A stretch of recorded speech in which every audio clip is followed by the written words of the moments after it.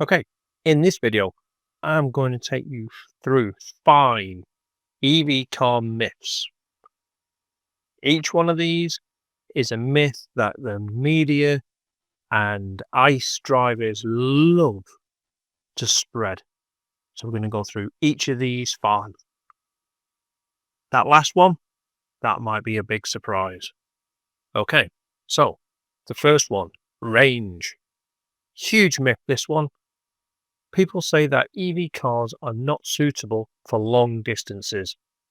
Maybe 5, 10 years ago, that might have been the case, but not now. Most EV cars have a range of several hundred to maybe 350, 400 miles on some of them. Technology is improving all the time. The batteries are getting better. They're getting higher capacities. They're becoming lighter. Cars are becoming more aerodynamic. So, unfortunately, that one is a busted myth. That is not the case.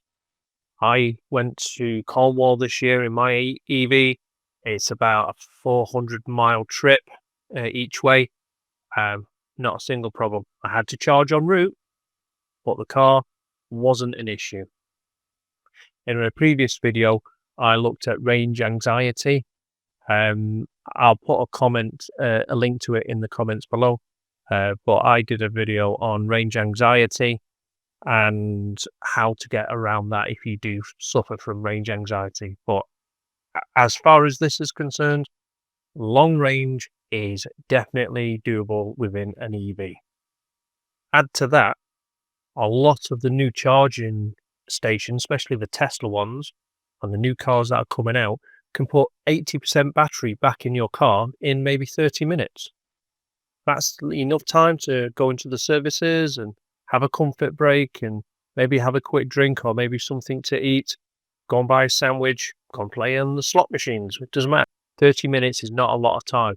Your car could get 80% battery put back in that length of time. That just makes driving it easy, really, on long distances. Okay, so the next one on the list, batteries.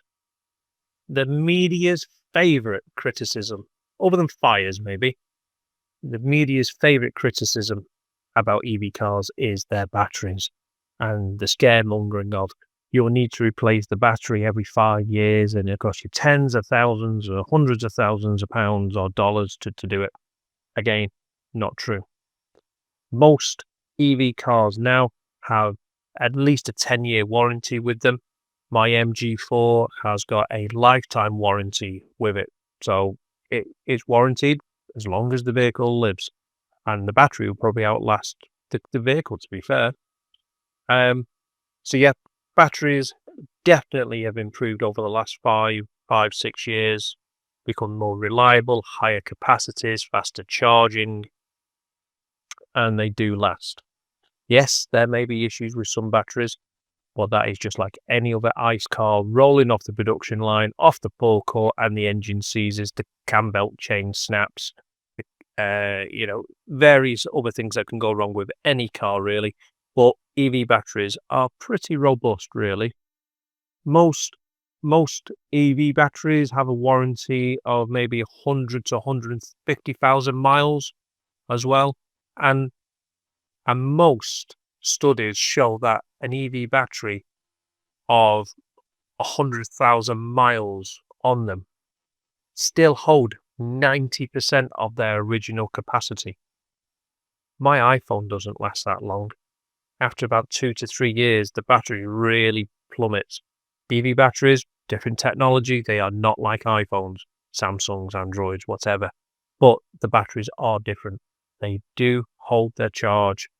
The majority of their lost charge, about 10%, happens within the first couple of years.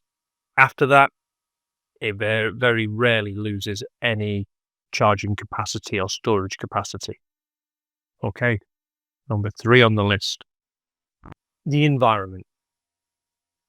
Yes, there is an impact to mining for materials used in EV car batteries.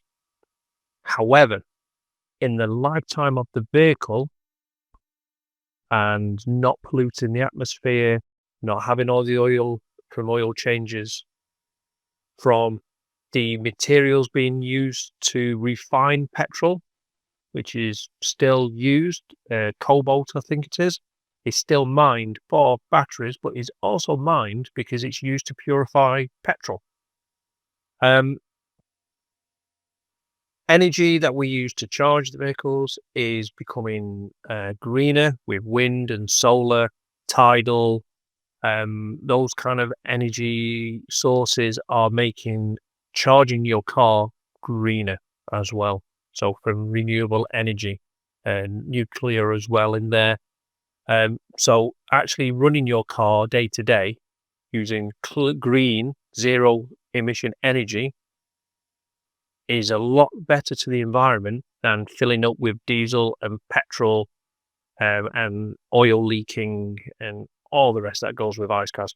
I'm not saying EVs are 100% clean, absolutely not. But one of the things that the media, again, does like to shout about is their environmental impact. And it is solely based on misinformation about mining the materials, especially a lot of the new batteries that are coming out.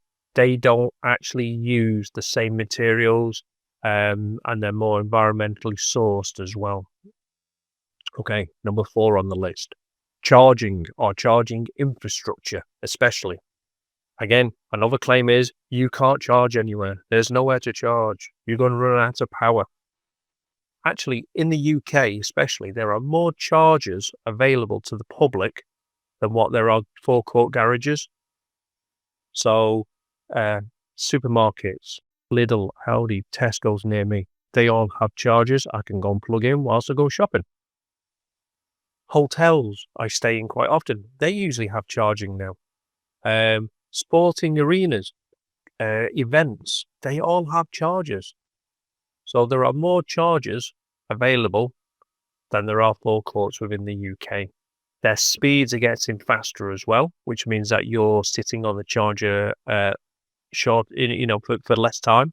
So you can get more throughput through of people using a charger, assuming that they don't hog it. And if you're one of those that charges and wants to get to 100%, please don't. Once you get to 80%, unplug, get driving. Your car will appreciate it, your battery will appreciate it, and everybody else waiting in the queue to use that charger will appreciate it too. So 80%, get on your way. You don't need to do more than that. By the time you get back down to needing to charge, you're probably 150 miles further down the road. So 80% is good enough for everybody. New technology coming out as well, such as wireless charging, is helping to make charging more available to those that maybe not have off-road parking where they can charge, or you might have a rented property where you can't put a charger on the wall. Wireless charging is becoming more prevalent.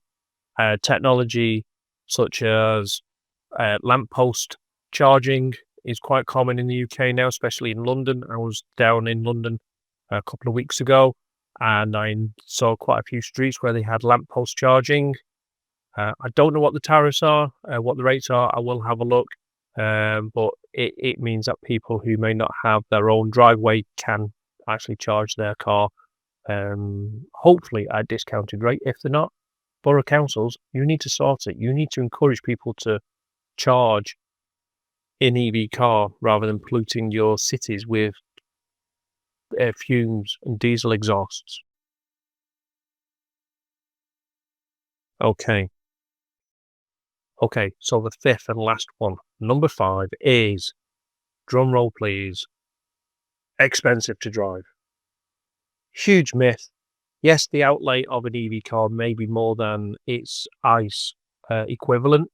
However, when you take into consideration the long term of owning the vehicle, such as servicing, oil changes, moving parts, there's less moving parts on an EV car, so there's less likely chance of them going wrong. Once you kind of combine all that together, as well as the cheaper running costs of day-to-day driving of the vehicle, especially if you have either free or off-road parking where you can charge at home, then yes, the overall running cost of an EV car is cheaper. Now, I can charge at work for free.